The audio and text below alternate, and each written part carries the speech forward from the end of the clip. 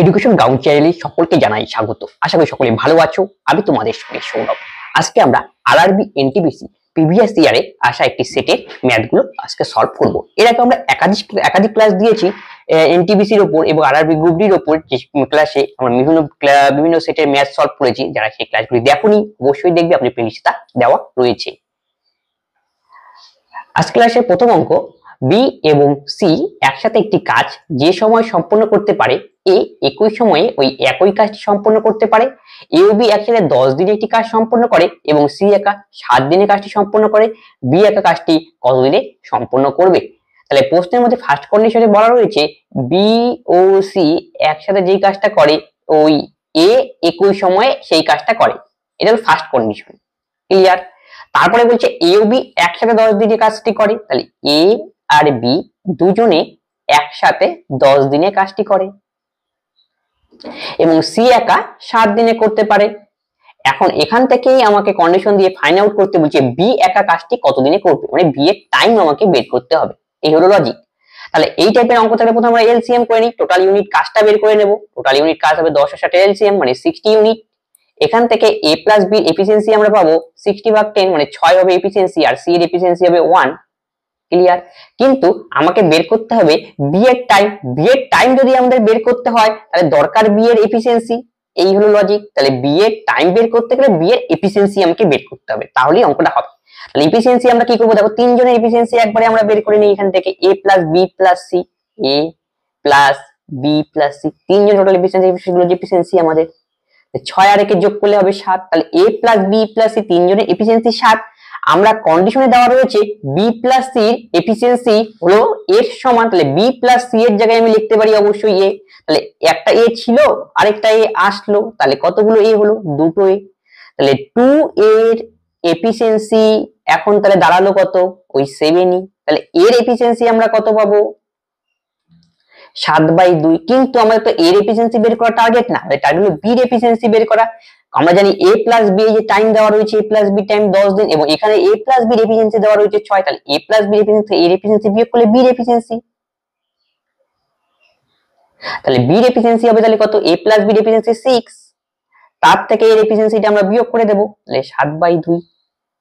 তাহলে 6 দোকানে 12, 12 থেকে 7 বিয়োগ করলে 5, 5/2 হলো বি এর এফিসিয়েন্সি।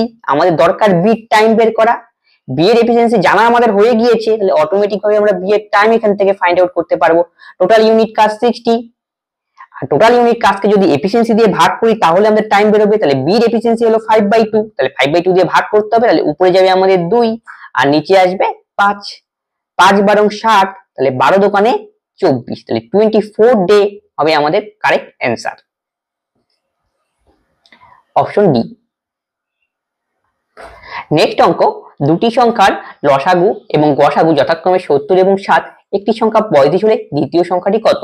তাই এটা করার জন্য ফর্মুলা রয়েছে, আমরা কি জানি সেই ফর্মুলাটা? সেটা হলো লসাগু গুণন গসাগু ইজ ইকুয়াল টু সংখ্যা দুটির গুণফল। লসাগুর মান আমরা জানি 70 আর গসাগুর মান দেওয়া রয়েছে 7, আর একটি সংখ্যা 35, তাহলে অপর সংখ্যা কত সেটা বির মান আমাকে বের করতে হবে। 35 দোকানে 70, তাহলে বির মান আমরা পাবো 7 দোকানে 14, তাহলে 14 হবে আমাদের সঠিক উত্তর, অপশন ডি।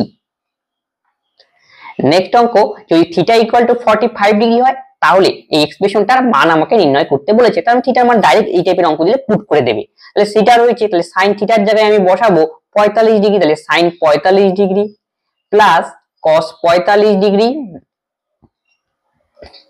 নিচে তাহলে হবে sine 45 degree minus cos 45 degree. আর তোমরা মনে রাখবে সাইন 45 ডিগ্রির মানও যা, cos 45 ডিগ্রির মানও কি সেম। cos 45 ডিগ্রি দুটোর মানই সেম, সেটা হলো 1/√2। তাহলে দুটোর মানই যদি সেম হয় তাহলে এখানে দেখো sin 45 আর cos 45, sin 45 জায়গায় আমি লিখতে পারি cos 45, তার মানে উপরে একটা সংখ্যা থাকলো এটা এই এক্সপ্রেশনটা, আর নিচে কি sin 45 জায়গায় আমি লিখতে পারি cos 45 ডিগ্রি, আর cos 45 cos 45 কাটাকাটি যাবে, তার মানে অ্যানসার হবে 0। তার মানে কি উপরে একটা সংখ্যা নাম্বার, উপরে একটা নাম্বার, নিচে একটা কি, নিচে 0, মানে সামথিং বাই 0, মোদ্দা কথা হলো এটা। তাহলে সামথিং বাই 0 মানে আমি ডিভিশন করলে কি পাবো? সামথিং বাই 0 মানে মনে রাখবে ইনফিনিটি। ইনফিনিটি হবে এই অঙ্কের সঠিক উত্তর। কারণ যে উপরে একটা মান যদি আমরা বসাই কিছু তো একটা ভ্যালু পাবোই। 1/√2, cos 45 ডিগ্রি মান 1/√2, তাহলে 1/√2 সামথিং আর নিচেও 0, সামথিং বাই 0 মানে ইনফিনিটি। Option D. দুটি ক্রমিক ধনাত্মক পূর্ণ সংখ্যা x ও x+1 এর লসাগু নির্ণয় করতে। দুটো তোমাদের ধনাত্মক পূর্ণ সংখ্যা দেয়, সেটা ক্রমিক মানে পরপর সংখ্যা x আর x+1। তুমি এই টাইপের আমাদের ধরে নাও, মনে করে একটা সংখ্যা আমি 7 ধরলাম, তাহলে অপরটা হবে কত 7 + 1 8, অথবা তুমি একটা সংখ্যা 8 ধরো, তাহলে অপরটা হবে কত 8 + 1 তবে 9 হবে। এখন কি বলছে এদের লসাগু নির্ণয়, লসাগু বললে কি হবে দেখো, কোনো তো কাটাকাটি যাচ্ছে না, ভাগ যাচ্ছে না, উৎপাদকে বিশ্লেষণ করে আমি কি দুটোকে গুণ করে দিলেই আমাদের লসাগু হবে, তার মানে 7 × 8 56। নেক্সট কন্ডিশনে নিয়েও রেখেছি দুটো গুণ করতে হয়, যেহেতু কোনো সংখ্যাতে ভাগ যাচ্ছে না, 8 9 কি 72। তাহলে বোঝা গেল যখন যদি এরকম পরপর সংখ্যা থাকবে তখন তাদের লসাগু কি হবে, এই সংখ্যা দুটোর গুণফল। তাহলে আলটিমেটলি আমাদের অ্যানসার দাঁড়াবে x × x+1। এই হলো লজিক, উদাহরণের সাহায্যে আমরা এটা সলভ করলাম। নেক্সট অঙ্ক, নিম্নলিখিত রাশিটির মান কত। এটা ত্রিকোণমিতির অঙ্ক, এটা একটু বড় হবে।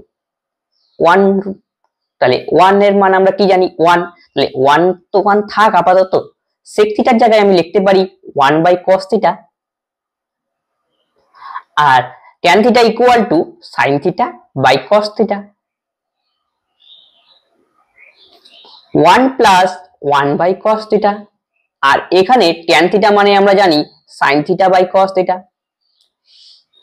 তাহলে আমি যদি লসাগু করি উপরেরটার, তাহলে cos θ নিচে থাকবে, তাহলে উপরে কি হবে cos θ, একটু স্টেপ জাম্প করব, cos θ + 1 + sin θ, নিচে কি রয়েছে cos θ। আবার দেখো এটা নিচেও cos θ, মানে cos θ আলটিমেটলি কাটাকাটি যাবে, এই নিচেরটা এই নিচের cos θ। তাহলে cos θ + 1 - sin θ। এখন একে আমাকে ফর্মুলায় cos অফ যে থিটা রয়েছে, cos অফ থিটার ফর্মুলা হলো, তোমরা বলতে cos অফ থিটা বা cos অফ 2θ, ফর্মুলা হলো cos square theta - sin square theta. তাহলে এই cos থিটার জায়গায় আমি লিখতে পারি cos স্কয়ার থিটা/2 - sin স্কয়ার থিটা/2, এই হলো ফর্মুলা। মানে cos অফ যদি 2θ দেওয়া থাকে সেই ক্ষেত্রে তার অর্ধেক হয়ে যাবে মোদ্দা কথা, তাহলে cos অফ থিটা দেওয়া রয়েছে তার অর্ধেক হয়ে যাবে। ফর্মুলা আমাদের হলো cos অফ 2θ, ফর্মুলা যেটা আমরা বলি cos স্কয়ার থিটা/2 মানে তার অর্ধেক sin স্কয়ার থিটা/2। এই ফর্মুলা তোমাকে জানতে হবে, তাহলে অঙ্কটা সহজ হবে। ক্লিয়ার? আবার দেখো এখানে 1 রয়েছে, 1 মানে আমি কি জানি cos স্কয়ার থিটা, থিটা মানে এখানে থিটার মান থিটা/2 ই ধরবো আমরা, প্লাস sin স্কয়ার থিটা/2। আর এখানে কি রয়েছে cos স্কয়ার থিটা গেল, আর এখানে cos থিটা, তাহলে sin থিটা মানে আমরা জানি sin অফ 2θ একটা ফর্মুলা রয়েছে, sin অফ 2θ, সেটা হলো 2 sin theta into cos theta. আবার cos অফ 2θ ফর্মুলা কি শিখলাম, cos square theta minus sin square theta, তার অর্ধেকটা হয়ে যায়।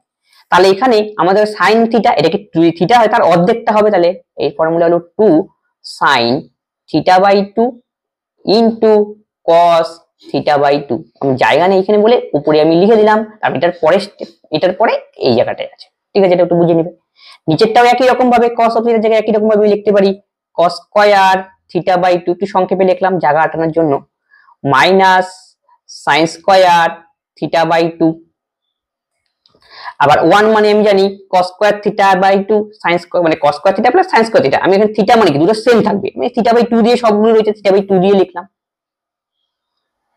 তাহলে cos square θ/2 plus sin square θ/2 minus sin of 2θ formula একটু আগে শেখানো হলো 2, তার অর্ধেক হয়ে যাবে sin অফ θ/2 cos অফ θ/2 হয়ে গেল। এখান থেকে দেখো আমরা যেটুকু যোগ বিয়োগ চাই সেটুকু আমরা করে নেব। এখন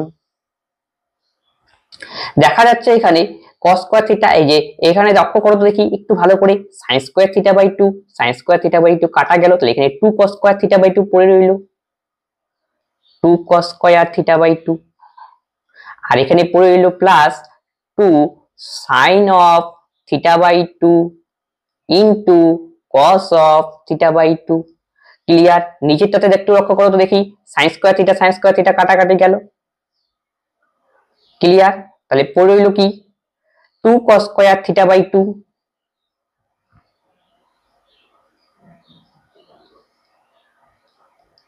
মাইনাস 2 sin অফ θ/2, এই যে এটা পড়ে রইল cos অফ θ/2। ক্লিয়ার? তাহলে এখান থেকে আমরা কমন নিতে পারি 2 cos স্কয়ার থিটা বাই 2,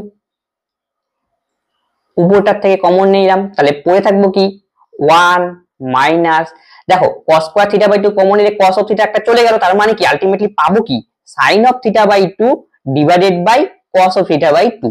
তাহলে আমরা এটা হবে tan অফ থিটা বাই 2, কেন sin theta by cos theta is equal to tan theta. নিচেরটা থেকে একই রকমের 2 cos স্কয়ার থিটা কমন যাবে, তাই 2 cos স্কয়ার থিটা কমন গেলে তো এখানে 1 থাকবে, আর দেখো এখানে তো cos স্কয়ার থিটা নেই, cos অফ থিটা বাই 2 রয়েছে, cos অফ থিটা বাই 2 এখানে cos square theta by 2 common নিয়েছি, তাহলে বেশি নিয়েছি তাই নিচে একটা ডিভাইডেশন হয়ে যায়, তাহলে 1 মাইনাস tan অফ, উপরটা হবে প্লাস আর নিচেরটা হবে minus tan of theta by 2। তাহলে আলটিমেটলি এটা কাটাকাটি যাবে, তার মানে কি আমাদের এটা অ্যানসার। আসলে এখানে আমি কি করলাম আরেকবার বুঝে নিচ্ছি, এখান থেকে cos square theta by 2 common নিয়েছি, cos square theta by 2 common নেওয়ার ফলে cos অফ থিটা তো কমে গেল, কিন্তু এখানে একটা টার্ম রয়েছে, দুটো টার্ম থাকলে কোনো অসুবিধা নেই, sin অফ থিটা বাই 2 হতো, একটা টার্ম যখন চলে গিয়েছে তার মানে কি sin থিটা বাই 2 আর cos থিটা বাই 2 রয়েছে, আবার আমরা জানি sin theta by cos theta মানে tan থিটা, ওই ফর্মুলা অনুযায়ী tan অফ থিটা বাই 2। তাহলে আমাদের অ্যানসার অপশন ডি। নেক্সট অঙ্ক এটা সিম্পলিফিকেশনের অঙ্ক, তাহলে আমাদের করতে হবে বদমাস নিয়ম অনুযায়ী 32/5 ইন্টু 92 প্লাস 3 দোকানে 6 আর নিচে থাকবে আমাদের 5, লসাগু আমরা করে দেই 5, ক্লিয়ার। তাহলে দেখো 32/5 নিয়েছি, উপরে 92, 3 দোকানে 6, এখন 32 কে তোমাকে 92 দিয়ে গুণ করতে হবে, 32 কে 92 দিয়ে গুণ, তাহলে 2 দোকানে 4, 9 দোকানে 18, 3 দোকানে 6, 3 নং 27, 4 4, 8 6 14, 4, 7 একে 8 একে 9, 2 2, তাহলে 2944, আর এখানে প্লাস 6 রয়েছে তার সঙ্গে যোগ করে দাও 2950, ক্লিয়ার। একে 5 দিয়ে কাটাকাটি এবার করো, 5 5 25 এর 5, 4 5 নং 45, 590 হবে সঠিক উত্তর।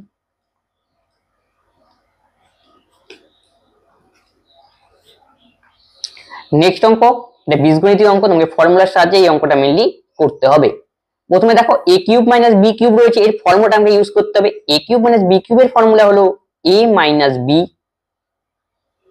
Into a square plus ab plus b square, আর x স্কয়ার 5x প্লাস এর মিডল টার্ম যদি করি তাহলে আমরা আজ দাঁড়াবে x plus 3 into x plus 2, আর এখানে রয়েছে x to the power 4 minus 16, 16 কে আমি 4 স্কয়ার লিখতে পারি, আর এখানে x স্কয়ার লিখতে পারি, তার মানে 4 কে লিখতে পারি x স্কয়ার তার স্কয়ার, এই লজিক অনুযায়ী। তাহলে a স্কয়ার মাইনাস b স্কয়ারের ফর্মুলা পড়লো, তাহলে হবে a square plus 4 a square minus 4 x minus y x plus 3, নিচে যা আছে তাই লিখলাম, x minus 2 into x square plus 4, clear. এখন আমাকে দেখতে হবে কি কি কাটাকাটি যায়, এই 4 এটা এটা কাটাকাটি, এটা এটা কাটাকাটি, এটা এটা কাটাকাটি, তাহলে x মাইনাস 2 পড়ে রইলো, একটু ভালো করে লক্ষ্য করো, x square plus xy plus y square x plus 2 রয়েছে, আর দেখো এটা আবার ফর্মুলা পড়ছে স্কয়ার মাইনাস বি স্কয়ারের ফর্মুলা, তাহলে x plus 2 into x minus 2, আর নিচে অলরেডি x মাইনাস 2 পড়ে রয়েছে, এটা এটা কাটাকুটি, তাহলে আলটিমেটলি আমরা পাবো x square xy y square আর হলো x প্লাস 2 তার হোল স্কয়ার, তার মানে অপশন ডি। নেক্সট অঙ্ক, 44 সেন্টিমিটার ভূমি এবং 22 সেন্টিমিটার উচ্চতা বিশিষ্ট সামান্তরিকের ক্ষেত্রফল কত? সামান্তরিকের ক্ষেত্রফল বের করার ফর্মুলা হলো ভূমি ইনটু হাইট, যেহেতু দুটোই আমাদের জানা, তাহলে সামান্তরিকের এরিয়া বের করার ফর্মুলা হলো ভূমি ইনটু হাইট, তোমাকে জানতে হবে, তাহলে ফটাফট অঙ্কটা হয়ে যাবে। তাহলে 44 ইনটু আমাকে করতে হবে 22, তাহলে 44 কে 2 দিয়ে যদি গুণ করি তাহলে 88, 88 কে গুণ করতে হবে 11 দিয়ে, তাহলে 88 কে যদি 11 দিয়ে গুণ করি 88, আর এখানে 88, 8 8ই 8 8 16 6, 8 একে 9, আটা আটাটি আর 16 8 9, তাহলে 968 হবে আমাদের সঠিক উত্তর, এত centimetre square, option D. Next অঙ্ক, যদি একজন ব্যক্তি 9 কিলোমিটার গতির চলার পরিবর্তে 15 কিলোমিটার গতিবেগে চলে, তাহলে সে 30 কিলোমিটার বেশি যায়, তার দ্বারা অতিক্রান্ত প্রকৃত দূরত্ব কত? আমি টাইমটা কি জানি না, টাইম ধরলাম টি, ওই সময়ের মধ্যেই যায়, তাহলে 9 কিলোমিটার পার আওয়ার গতিবেগে যায়, তাহলে কতটা সে দূরত্ব অতিক্রম করবে টি ঘন্টায়? তাহলে 90। আর 15 কিলোমিটার গতিবেগে যায় যদি টি ঘন্টা চলে, কতটা দূরত্ব অতিক্রম করবে? 15টি। এই যে টোটাল দুটো ডিস্টেন্স আমরা পেলাম, এই ডিস্টেন্সের মধ্যে পার্থক্য হলো 30 কিলোমিটার। তাহলে 15 থেকে 9 গেলে 60, 60 এর ভ্যালু 30 কিলোমিটার। তাহলে এখান থেকে আমরা পাবো T equal to 5 kilometre. Sorry, পার্থক্য নিলাম, টি এর মান বের করলাম, কিলোমিটার তো এখানে হবে না, এখানে টাইম হবে। তাহলে টি ইকুয়াল টু 5, তাহলে টি এর মান আমরা পেলাম হলো 5 ঘন্টা। টি এর মান বের করলাম 5 ঘন্টা। এখন আমাদের কি বের করতে হবে? প্রকৃত দূরত্ব। প্রকৃত দূরত্ব কত ছিল? 9 কিলোমিটার পার আওয়ার গতিবেগে চলার পরিবর্তে গেল, তার মানে 9 কিলোমিটার পার আওয়ার হলো তার প্রকৃত দূরত্ব। এটা দিয়ে সাহায্যে আমি ডিসটেন্স বের করে নেব। তাহলে ডিসটেন্স ইকুয়াল টু 5 ঘন্টা আমাদের টাইম ইনটু গতিবেগ, তাহলে 5 নং 45, তাহলে 45 কিলোমিটার হবে এই অঙ্কের সঠিক উত্তর, অপশন বি। নেক্সট অঙ্ক, নিম্নলিখিত ভগ্নাংশের মধ্যে 8/5 এর চেয়ে বড় এবং 7/4 এর চেয়ে ছোট। তাহলে 8/5 কে যদি আমি দশমিকে ভাঙাই ক্যালকুলেশনের সুবিধার্থে, 5 দোকানে 10, 8 দোকানে 16, তার মানে 1.6 এত চেয়ে বড় হবে। আচ্ছা, 7/4 এর চেয়ে ছোট হবে, এত চেয়ে বড়, মানে মাঝখানের সংখ্যাটাই, তাহলে এত ছোট। এটাকে আমি দশমিকে ভাঙিয়ে নাও, 7/4 করো, তাহলে 4 অক্ষে 4, হাত থেকে 4 গেলে কত থাকে? 3, তাহলে দশমিক বসবে, 4 7 8 আর 2 20, 1.7, তাহলে সংখ্যাটা থাকবে 1.6 এর চেয়ে, যে শূন্য একটা দিয়ে তার চেয়ে বড়, আর 1.75 এর চেয়ে ছোট একদম, মানে মাঝখানে কোনটা সংখ্যা সেটাই আমাকে ফাইন্ড আউট করতে হবে। 1/4 নেই, প্রত্যেকটা আমাকে চেক করতে হবে। এই জন্য 1/4 কে যদি ক্যালকুলেশন আমরা বলবো 0.25, না 0.5 এই রেঞ্জের মধ্যে পড়লো না, 1.60 হচ্ছে বড়, এটা ছোট 1.60, তাহলে এটা কাটা, এটা হবে না। 8/3 যদি নেই, 8/3 করলে তো 2 বিয়োগ করলে কত বোঝা যাচ্ছে? ওভার 3 দোকানে 6, 2 পয়েন্ট সামথিং, 1.75 কে ছাড়িয়ে যাচ্ছে, এটা হবে না। 2/7 নেই, তাহলে 0 পয়েন্ট সামথিং আসবে, কারণ 2 ভাগ করলে 7 0, 7 দোকানে 14, তাহলে কি হচ্ছে? তাহলে কি হবে না, এটা আমাদের 2/7, তাহলে 0 পয়েন্ট সামথিং আসবে, তাই এটা আমাদের দরকার নেই, এটা ছোট হয়ে গেল, আমরা এই রেঞ্জের মধ্যে পড়লো না, মোদ্দা কথা হলো এটাই, এই রেঞ্জের মধ্যে পড়লো না। ক্লিয়ার?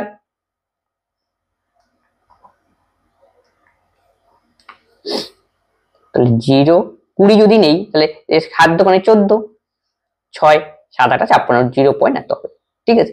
তার মানে এই রেঞ্জের মধ্যে পড়লো না, তাহলে এটা ক্যান্সেল, এটা আমাদের হলো না, 0.20, 1 পয়েন্টের চেয়ে বেশি হতে হবে। তাহলে 19/11 এখন পড়ে রয়েছে, তাহলে এটাই হবে আমাদের অগত্যা অ্যান্সার। 19/11 ভাগ করলে আমাদের কত হবে? 11 কে কত? 11, 8, 11 কে 11, 19 থেকে 11 গেলে কত হবে? 8, 80, 80 যদি করি, 7 11 77, 3 30, 11 দোকানে 22, তাহলে 1.70, একমাত্র দেখো 1.70 টা কি এই রেঞ্জের মধ্যে পড়লে, ভেতরের মধ্যে রয়েছে, তার মানে আমাদের সঠিক উত্তর দিতে হবে অপশন ডি। নেক্সট অঙ্ক, 1 কেজি চালের দাম 45 টাকা, এত কেজি চালের দাম কত? লজিক নিয়মের অঙ্ক, তাহলে 1 কেজি চালের দাম যদি এত হয়, এত কেজি চালের দাম কত হবে? তাহলে গুণ করে দিলেই অ্যান্সার, তাহলে 15.2 ইনটু 45, 15 থেকে দশমিকটা আমরা নিচে দিয়ে দিলাম, তাহলে 0, 5 নং 45, 5 দোকানে 10, 2 দিয়ে কাটাকাটি, 7 দোকানে 14, 1, 6 দোকানে 12, 9 দিয়ে গুণ করে দাও, 6 নং 54, 4, 7 নং 63, আর 5 হবে 68, 684 হবে এই অঙ্কের সঠিক উত্তর। নেক্সট অঙ্ক, এটা সিম্পলিফিকেশন অঙ্ক, এই টাইপের অঙ্ক দিয়ে সবসময় তোমরা ট্রাই করবে বীজগণিত ফর্মুলা যায় কিনা। দেখো এটা a square minus b square এই ফর্মুলাতে কি যাচ্ছে, এই ফর্মুলাটাই ইউজ করো।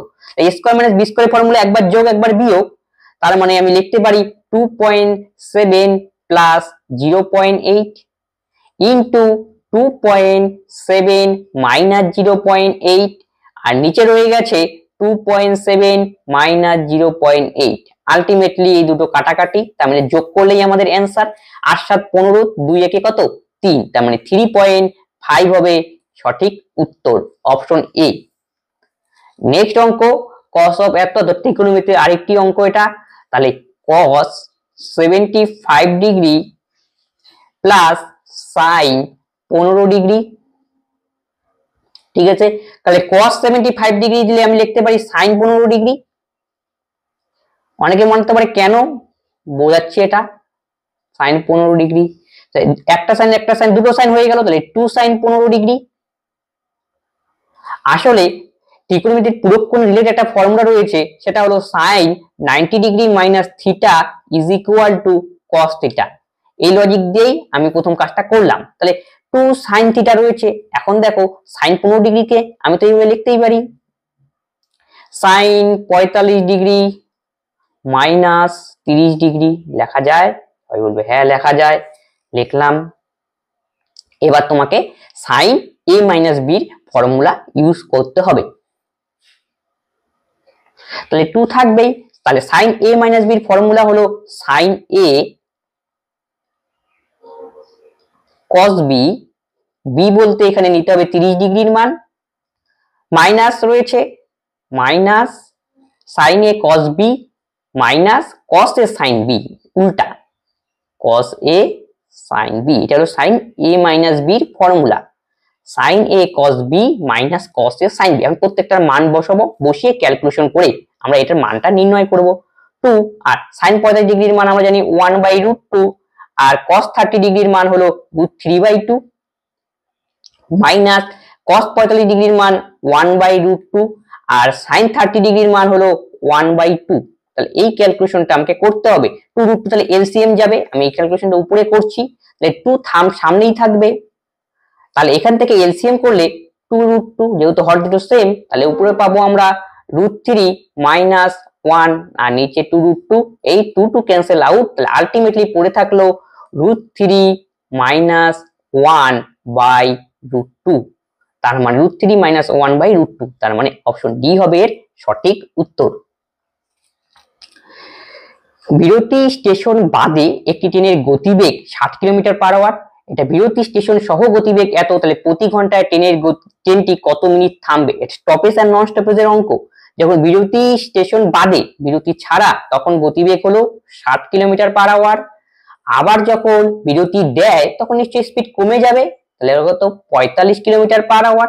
এই টাইপের অঙ্ক থাকলে আমি কি করবো? এই দুটো ডিফারেন্স নেব, 60 থেকে 45 বিয়োগ করো 15 বাই নন স্টপেজ, ঠিক আছে, স্টপেজ বাদে যেটা রয়েছে তাকে নিচে, সেই গতিবেগটা নিচে দেবে, যেহেতু ঘন্টায় রয়েছে মিনিটে আনতে হবে, 60 দিয়ে গুণ করবে, এত মিনিট থামবে, এটাই হলো ফর্মুলা।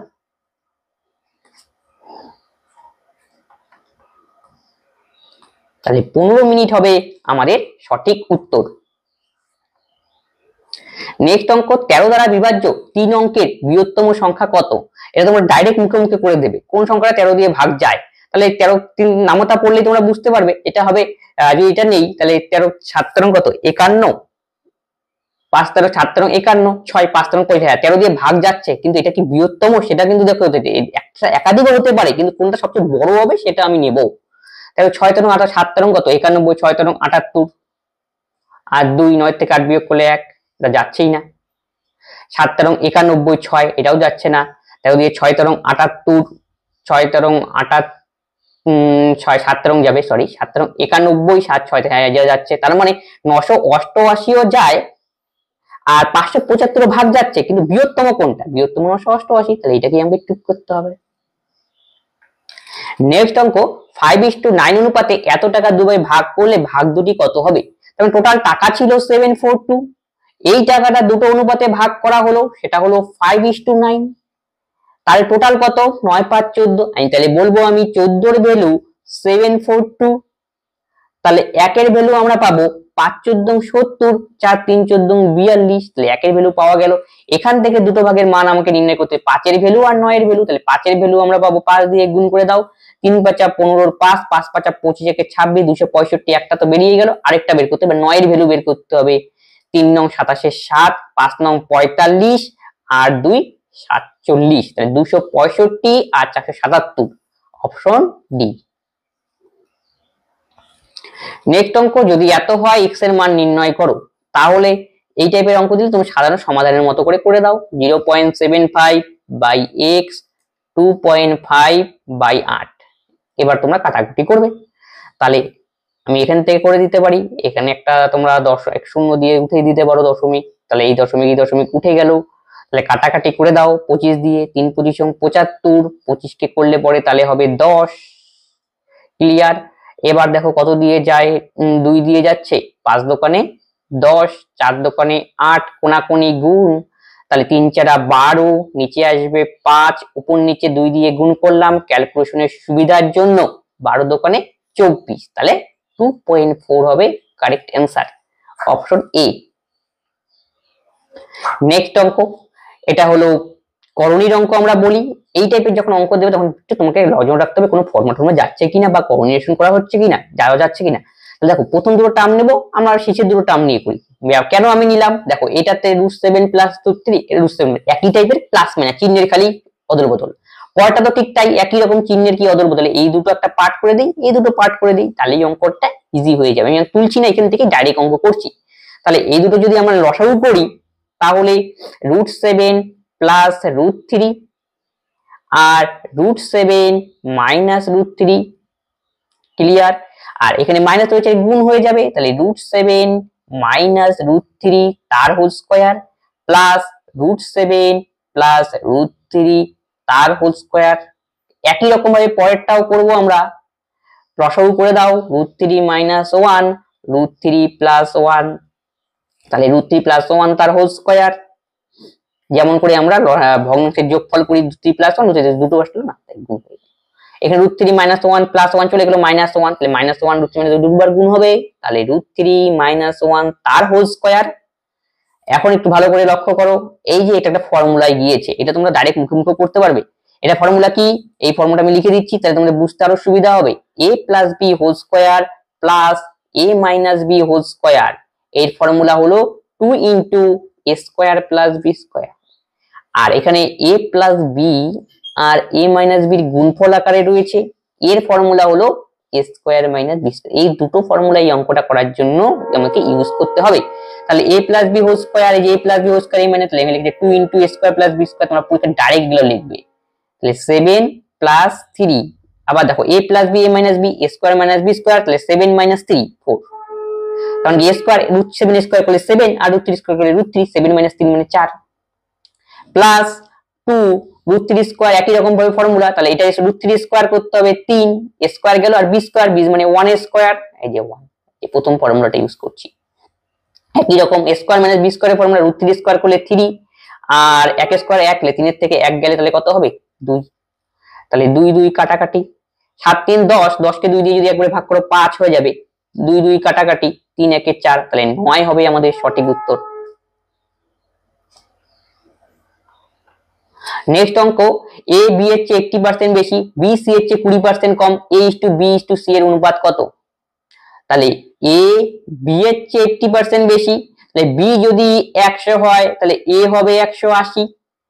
একই রকম ভাবে b c এর থেকে 20% কম, b c এর থেকে 20% কম, আচ্ছা c যদি 100 হয় b হবে c এর থেকে 20% কম মানে 80। ক্লিয়ার। এবার এমনি ছোট করে দাও,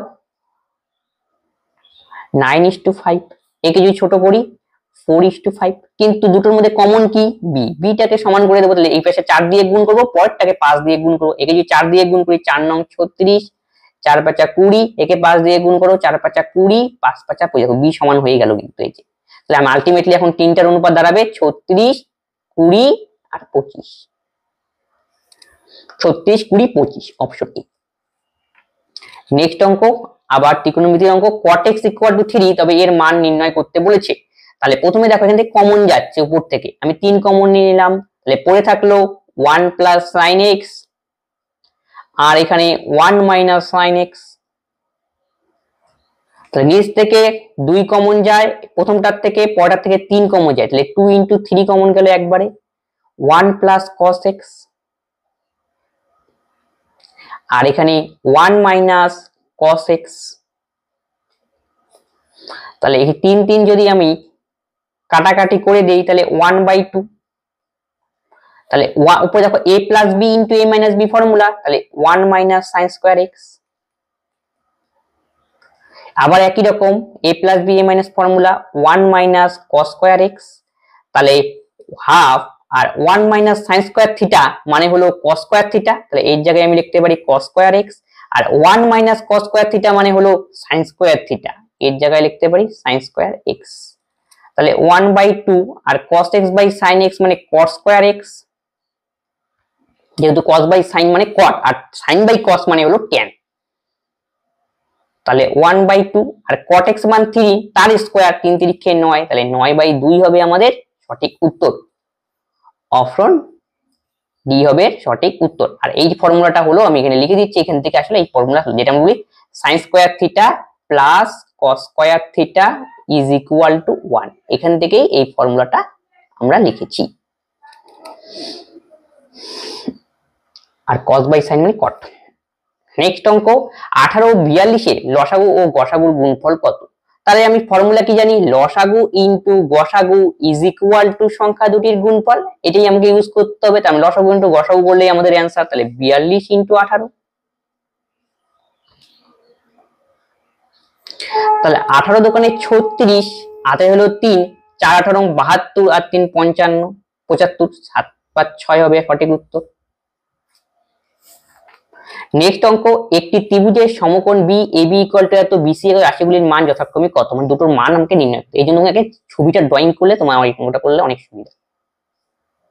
এই যে ড্রয়িং করে দিলাম। আর কোণ বি সমকোণ, তাহলে আমি এখানে এ দিতে পারি, এখানে এসি দিয়ে দিই। তাহলে আমাকে এবির মান দেওয়া রয়েছে হলো 12 আর বিসির মান 5, তাহলে অতিভুজ কত হবে, লম্ব স্কয়ার ভূমি স্কয়ার মানে 13, 5 আর 12 টিপলে 13। এতটুকু বোঝা গেল। এখন আমি প্রত্যেকটার মান বের করব। এখানে একটু তোমাদের বোঝার ব্যাপার আছে, একটু ভালো করে বুঝবে। প্রথমে আমাকে বের করতে বলছে sin a ইনটু cos এর মান। আমরা sin মানে আমি কি জানি, লম্ব বাই অতিভুজ। আর cos মানে আমরা কি জানি, cos মানে আমরা জানি ভূমি বাই অতিভুজ। কিন্তু এখানে কোণ কিন্তু বিশাল ফ্যাক্ট। প্রথমে কোণটা কি দিয়েছে a, যেই কোণটা দিয়েছে a, এই যে এই কোণে, তাহলে এই কোণের সাপেক্ষে তোমাকে ভূমি নিতে হবে। কিন্তু এই ক্ষেত্রে যখন কোণ a বলবে সেই ক্ষেত্রে কোণ n এর সঙ্গে লাগা কোণ বাহুটা রয়েছে ab, তখন ab হবে আমাদের ভূমি। আর বাকিটা তখন কি হবে, bc হবে আমাদের লম্ব। অতিভুজ নিয়ে কোনো সমস্যা নেই, ক্লিয়ার। তাহলে লম্ব আমাদের কত দাঁড়ালো, লম্ব আমাদের দাঁড়ালো হলো 5, কিন্তু কোণ এর সাপেক্ষে কিন্তু তোমাকে লম্ব হলো 5। আর ভূমি কত, 12, সরি ভূমি তো দরকার নেই, অতিভুজের দরকার, অতিভুজ হলো 13 ইনটু একই রকম।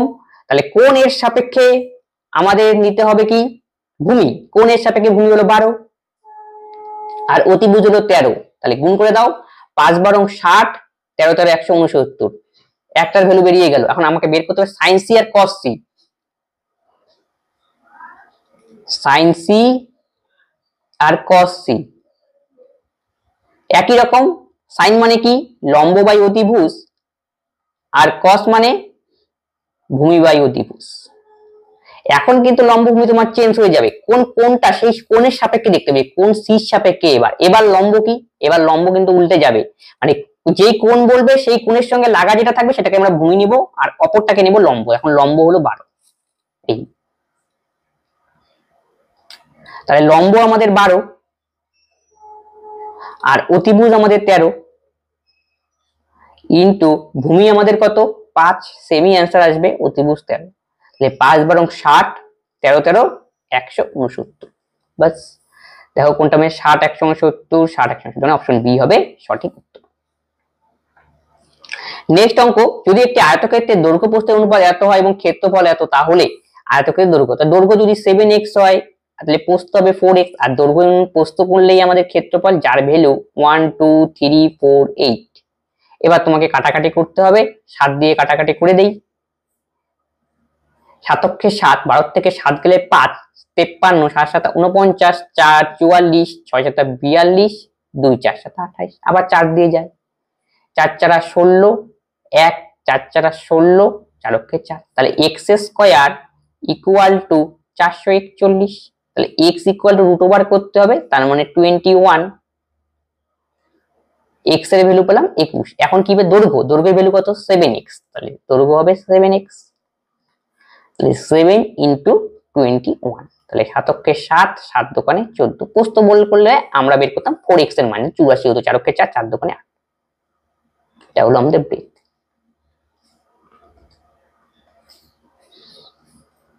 Option A. যদি একটি গোলকের ব্যাসার্ধ 21 হয় তার আয়তন কত? গোলকের ব্যাসার্ধ দেওয়া রয়েছে আর গোলকের আয়তন বের করতে হবে, তোমাকে এই টাইপের ফর্মুলাই হলো তোমাকে জানতে হবে, নাহলে করতে পারবে না। গোলকের ফর্মুলা কি আয়তন বের করার? 4/3 পাই আর কিউ, এটা মনে রাখবে। আর গোলকে যদি বলতো সমগ্রতলের ক্ষেত্রফল বের করো ডাইরেক্ট একই কন্ডিশন দিয়ে, তখন 4 পাই আর স্কয়ার, ফর্মুলাগুলো হঠাৎ মুখস্থ করবে, তাহলে এই টাইপের অঙ্ক খুব ইজিলি হয়ে যাবে। তাহলে v ইকুয়াল টু 4/3 পাই আর কিউব, 4/3 থাকবে আর পায়ের মান আমরা জানি 22/7, এখানে আর মানে 21, তাহলে 21 কে 3 বার লিখে দাও তা ক্যালকুলেশনের সুবিধার্থে। এবার তোমরা কাটাকাটি করে দাও, 3 × 7 = 21, 3 3 গেল, 4/88, 21 গুণ করলে 441। এবার তোমাকে গুণ করতে হবে। তুমি একটু লক্ষ্য করো, গুণ করার আগে প্রত্যেকটা অপশনে দেখো এটা 0 এটা 0 এটা 0, কিন্তু একটাতে 8 রয়েছে, দেখো তো 8 কে 8, তার মানে গুণ করার কি প্রয়োজন রয়েছে? না, গুণ করলে তোমার সময় নষ্ট।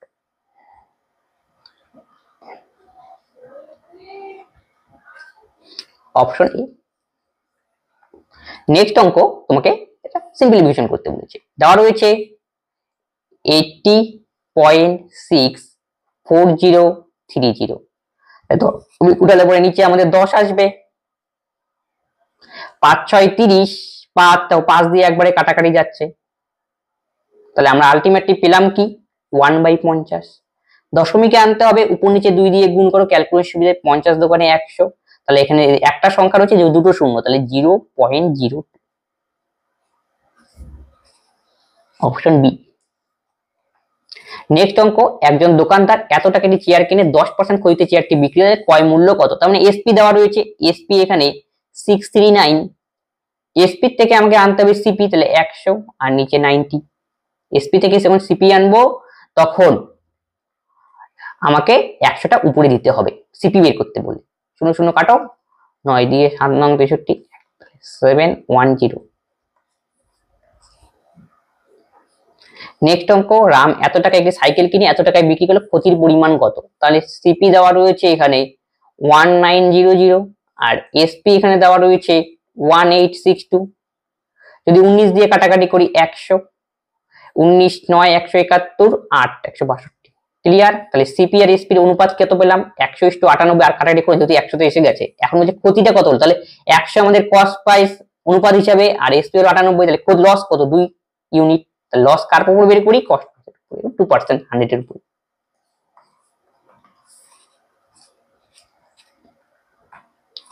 নেক্সট অঙ্ক, এটা বার ডায়াগ্রামের অঙ্ক, পাই চার্টের অঙ্ক যেটা আমরা বলি।